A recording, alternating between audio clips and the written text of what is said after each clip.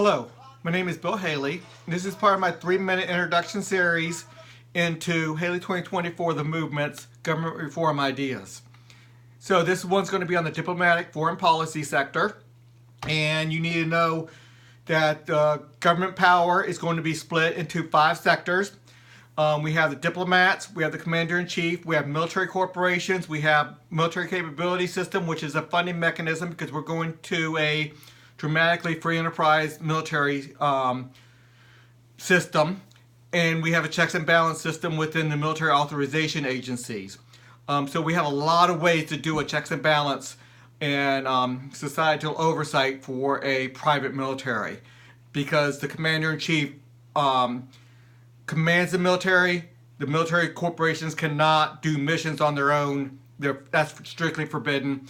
And the commander-in-chief cannot do anything that the DFP diplomatics don't authorize unless it is on U.S. soil, because the commander-in-chief has authority to do protection, the original authority, if it's on American soil. Anyway, let's go over the 30 sectors real quick. There's 30 sectors. We split all government power into 30 sectors with distinct representative leadership. You can go look at that video. Each DFP, diplomatic foreign policy, there are those 12 CRAs. This is mainly going to be at the representative level, but each CRA, each DFP, that's what the CRAs are called at this level, they will send representatives up, and they will staff up the diplomatic corps. But you pick the one that matches your philosophy of how you want foreign policy run, and they send representatives to match that philosophy. There'll be roughly a dozen different DFPs with different philosophies of how they want to do it. You might be an isolationist, you might be a hawk, you might be a lot of different things of how you want the diplomats to run foreign policy. But the DFP staffs up the full State Department, and then you have the full.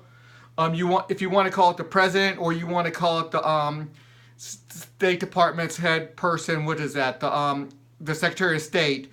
But they're the top diplomat, and the representatives of the diplomats of your CRA, because it's proportional. So you still one man, one vote to pick your top diplomat. They staff that up, and they become the top diplomat. There's a lot more. I'll have a longer video on just this alone and how this meshes with it. But they declare war, they do immigration policy, they declare somebody a foreigner, a citizen, with a 70% vote. There's a lot more on it. Please look around the other videos, look at my website.